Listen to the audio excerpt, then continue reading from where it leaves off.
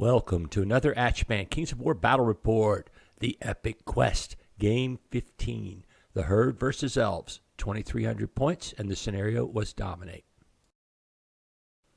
So for Game 15, I decided to pull out what I consider my weakest army, the Herd. It starts with a troop of Harpies, a troop of Gur Panthers, aka Wolves, a horde of Guardian Brutes with the Meat of Madness, a horde of Guardian Brutes with the Brew of Sharpness, a horde of Lycans with Staying Stone, a horde of Earth Elementals with the Healing Brew, a horde of Forest Shamblers, and I believe they also had the Brew of Strength. I didn't list it, but I'm pretty sure they do. A regiment of Hunters of the Wild, a Druid with Surge, Heal, and Bane Chant, Happy the Hydra, Moonfang, and lastly, the Wilt Father. When I saw Craig brought an elf list, I thought, oh my God, I am so dead. And they did kill most of my army. So I'm just going to be truthful about that.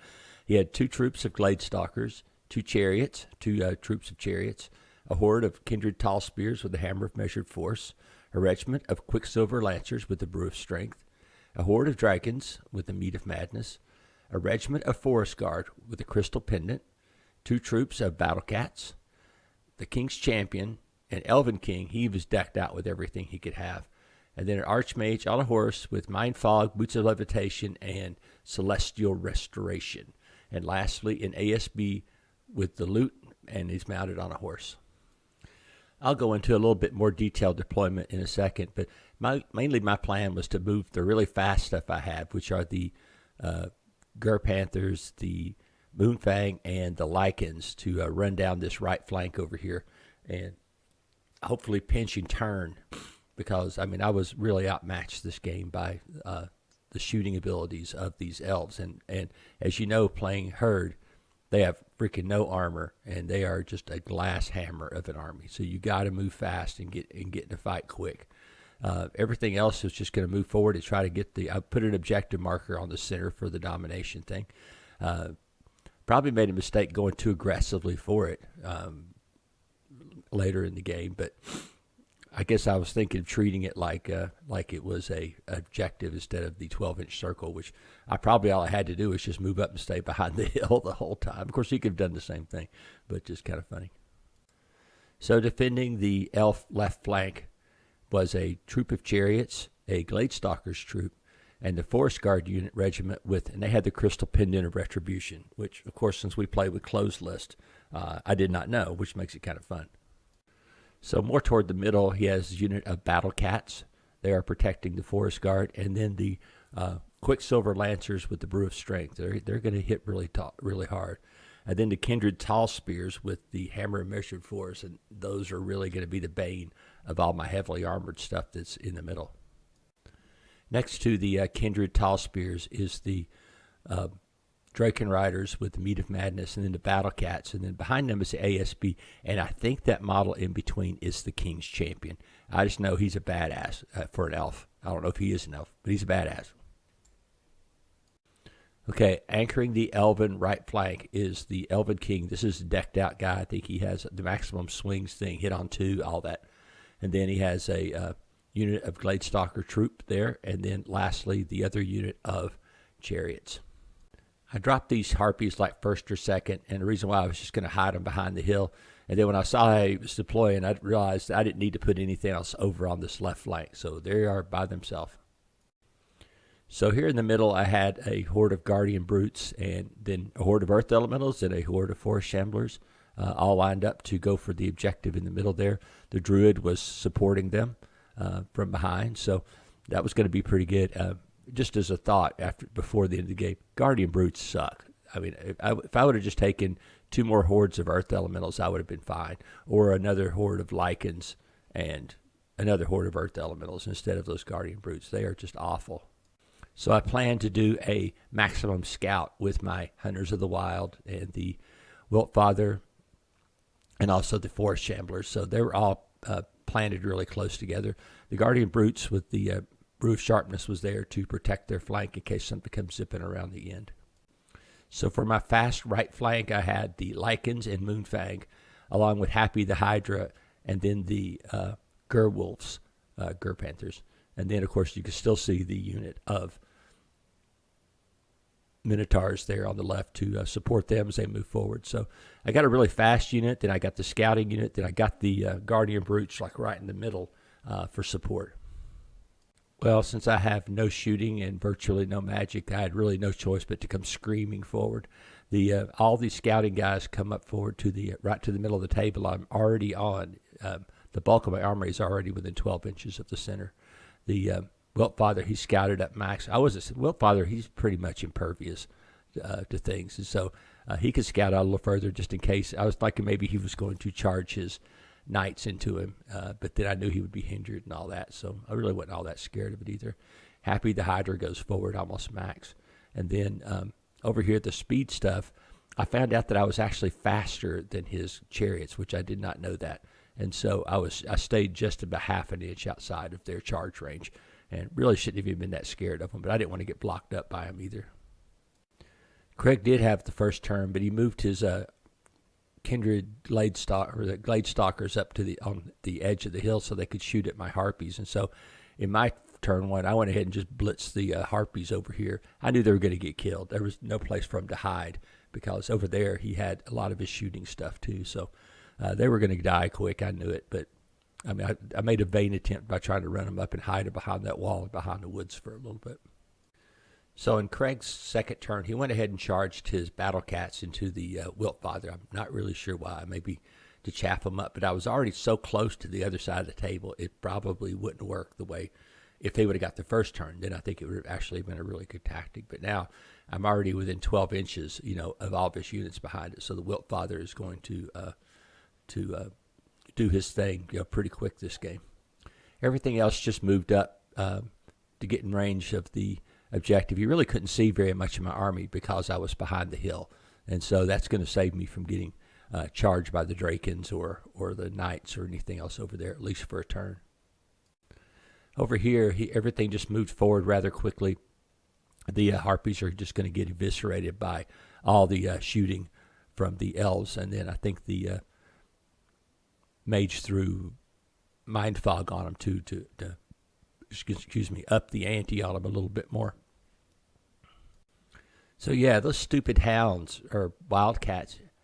I should have known this game's dice were going to suck this whole game.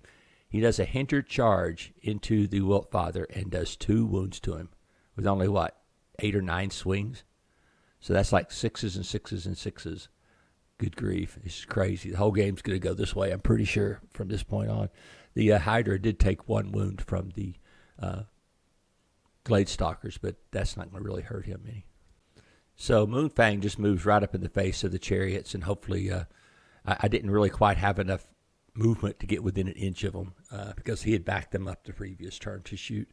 The Lycans come barreling into the woods.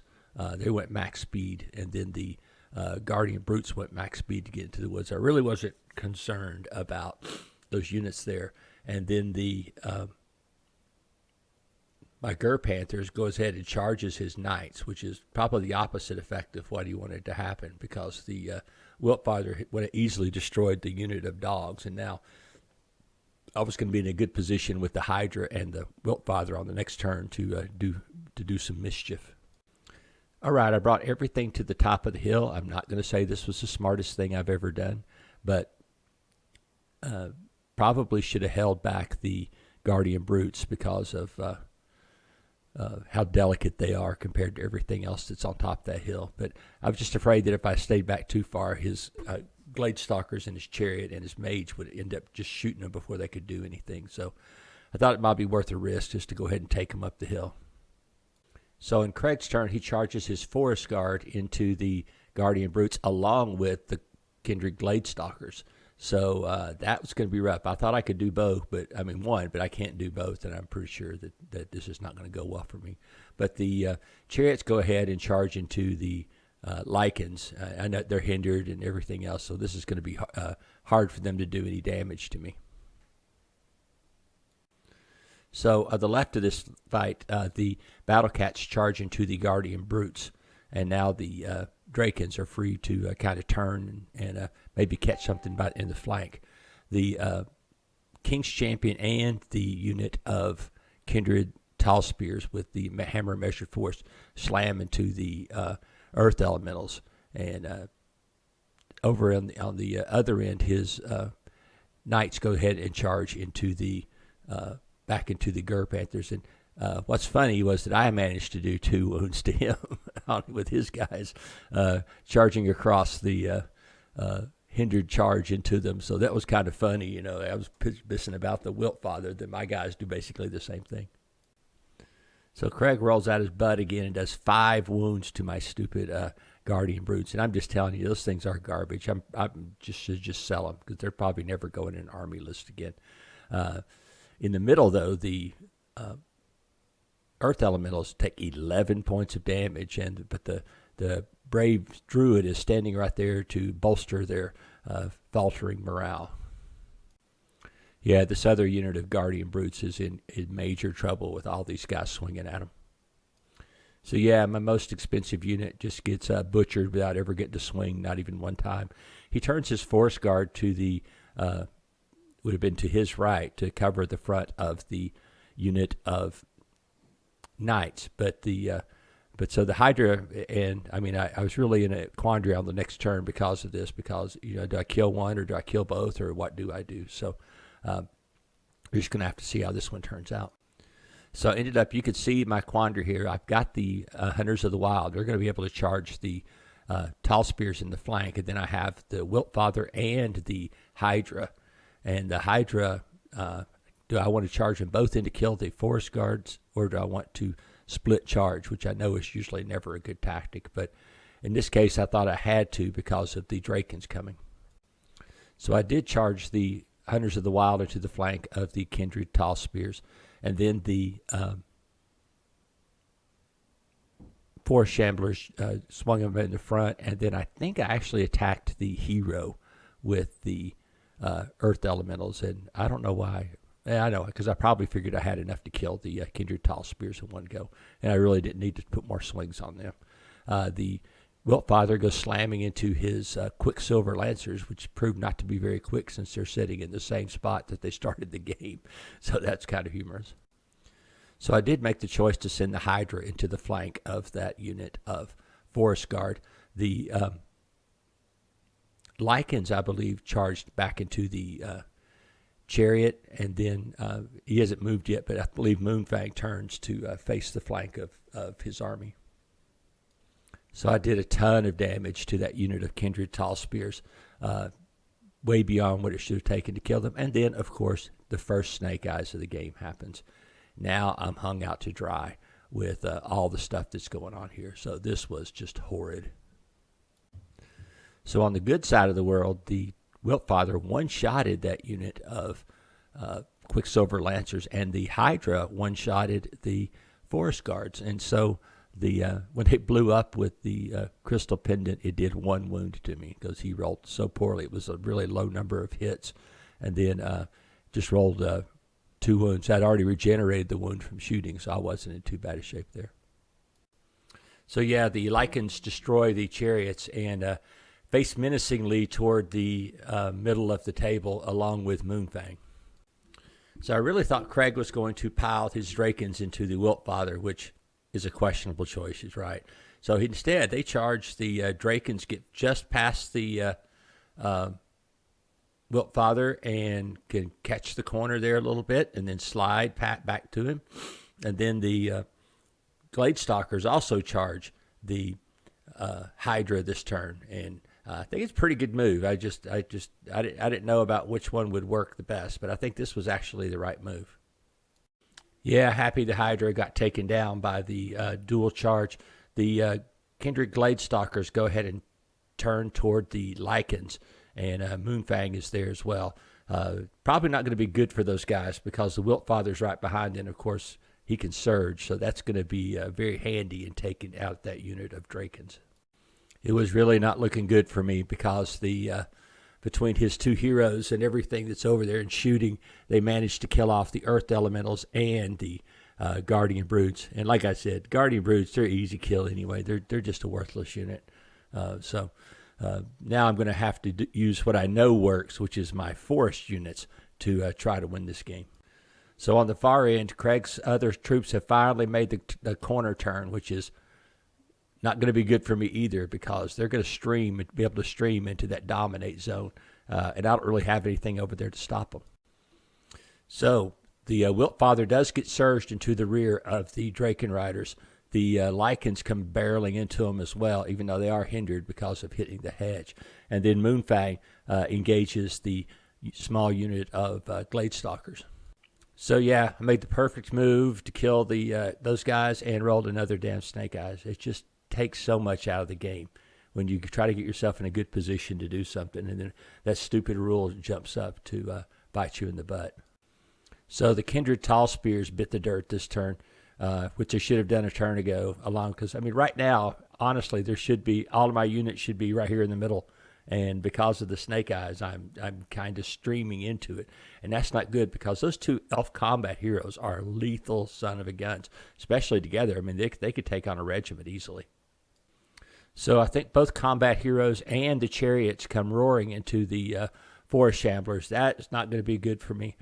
Even though Forest Shamblers are fairly tough, and the Druid is there to support them, like I said, it's still not going to be good, because those two heroes were just eating me alive. So my Forest Shamblers did survive, but had taken 7 wounds, which is pretty grievous. And then so in my turn, I went ahead and charged the ASB with the unit of Hunters of the Wild, thinking, I'll blow right through those suckers pretty easy, and then proceed into this fight over here. I really didn't care about the fight so much as having to get that unit strength preserved around the middle of the table here. Do you remember that Snake Eyes over here? Well, yeah, then all of a sudden the Drakens turn around and just butcher my whole horde of Lycans in one go. And if it weren't for the Snake Eyes, I would have, like I said, those units should not be there. Not any of them should not be there. But yes, now I've lost another horde because of a bad dice roll. So yeah, my Hunters of the Wild go blazing into that ASB, and yes, another Snake Eyes, because I was going to be able to go through him and then get a die 6 advance there. I guess the good thing is that the Moonfang went ahead and killed that unit of Gladestalkers over there, so that's going to help a little bit, but the dice just get worse and worse. So Craig and his guys are still trying to get rid of the 4 Shamblers. I guess on his turn, because I rolled Snake Eyes, that allowed his ASB with loot to turn and get out of the fight. That is ridiculous. Because he was not, matter of fact, I don't know if he actually could have. I think he could have backed up, but I don't think he could have, because when he would make a turn, I think he would, I don't know. It didn't matter anyway. So now the ASB with loot's out of the fight, and my Hunters of the Wild are standing there in front of those potent archers. So in my turn, the Hunters of the Wild go charging into the Kindred Gladestalkers, and then the Wiltfather charges into one of his heroes, and I think kills him, but then fails to kill the second hero. Down here, I was in desperate shape because my my Druid, these chariots needed like 1 wound to take a check. So I just said, okay, I need 1 wound. I can't get it any way because this is like toward the end of the game for me. So I go and charge him in there. I rolled a hit, and then I rolled to wound. So my beautiful Druid smashes into the chariots, rolls his 5 to hit, rolls a 6 to damage, and then I roll the 4th damn Snake Eyes. This was so awful. It's just awful to have rolled that many, because this was like, it wasn't the fact that they were just the Snake Eyes. It's just that all the Snake Eyes means I either lost a unit is what cost me every time. It cost me at least 1 unit every time I rolled Snake Eyes. And as you know, the herd are glass hammers, and so every time you lose a unit, it hurts bad. And up there also the Wiltfather not killing his I think it was the champion, the King's champion or something. That would have, because I could have probably went into this fight, one of these other fights too. So if I would have killed him and overran. So with the Snake Eyes and everything, and then he was able, since I didn't kill or waver his King's champion, he turned and charged into my Hunters of the Wild, and it wasn't so bad. But then Craig rolled like an 11 to kill them, and then rolled it again, and so now, bam, the unit strength is gone. And so right now I have 2 points. I've got the Wiltfather and I've got Moonfang, and guess what? He's got 2 points. So that's the end of the game. And darn it, that was just horrible. I mean, the game itself was a fantastic game, don't get me wrong, but the luck rolls in it were just so bad. Anyway, it was a great game. I mean, seriously, it was a great game. It was just so frustrating, though. So this game was a well-earned draw, 2-2. Just my thoughts after the game. I mean, I was really happy with what most of my army did. Those Guardian Brutes were just like spotting him 500 points or more. Because, I mean, I swung one time with them the whole game. And even didn't really do that well when I did that. I think I killed his unit of battle cats. So, which is really sad because I have another horde of shamblers, which if you look at this picture, that would have been right there. Much tougher out. I also have 2 more hordes of earth elementals I could have put in there instead of these Guardian Brutes. And that would have made my army a lot harder to take. But then basically I'm paying Sylvankin as opposed to, I was trying to give it some herd flavor to it by putting those in there and using my druid, which is an old shaman from my GW days. So I was trying to give it some herd, but good God, these things are just so weak. And I don't really have a lot of regular herd type infantry. I think I have like a dozen because I think I traded most of them off to Sean because I really didn't see myself ever painting them, and now I really don't see myself ever painting. So no real reason to do it. But everything, like I said, everything besides the Guardian Brutes, I thought did an excellent job. I was really impressed with Happy the Hydra. Even he's not that good, but he's fun. Sean gave him to me as a present and just said, "Here, take him," and I based him up. And now I kind of put him in every armor I could put in every army I can put him in. It's just for the hell of it. So anyway, but Craig's army was the heroes in that army were just slaughtering me. The King's Guardian or whatever his name is, and then his Elven King, they were just eating me alive. They would charge them into the fight, and even though the troops himself that he had weren't all that good at stuff, they were just, they would come in and just butcher me. So, I mean, the King's champion was alive at the end of the game. He helped kill the Hunters of the Wild, because the Hunters of the Wild would have lived.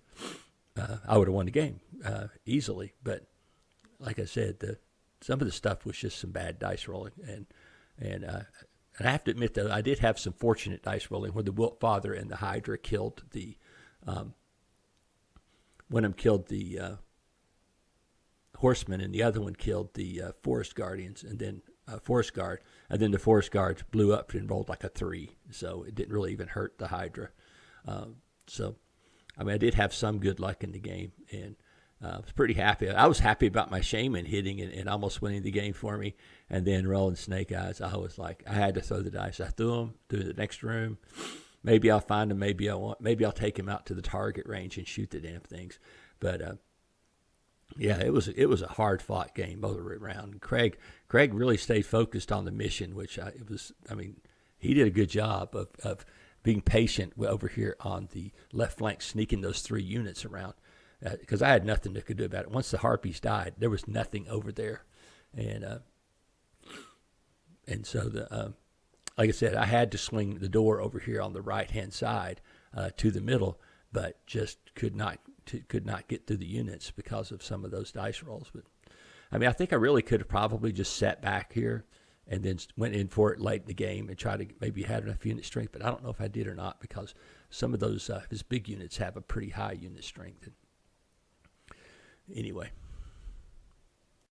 so the Epic Quest is winding down. I've only got a few armies left, and I'm thinking the next one I'm going to pull out is my League of Rordia. Got an idea for that army. It's not perfect, and I made this list before the COK changes, so I'm not going to have probably any of the special stuff in it, any of the special magic items or things like that, or all the Dogs of War units. So. But I think it'll be just fine by itself. I think it's going to be a solid list, and it really borrows a lot of elements from my Kingdoms of Men list and a lot of models from my Kingdoms of Men list. So I'm thinking it's going to go really well with that army and against whoever is going to stand across to play me. But it has a little bit of shooting. It actually has a little bit of everything, as opposed to my armies usually lately have been like one-dimensional.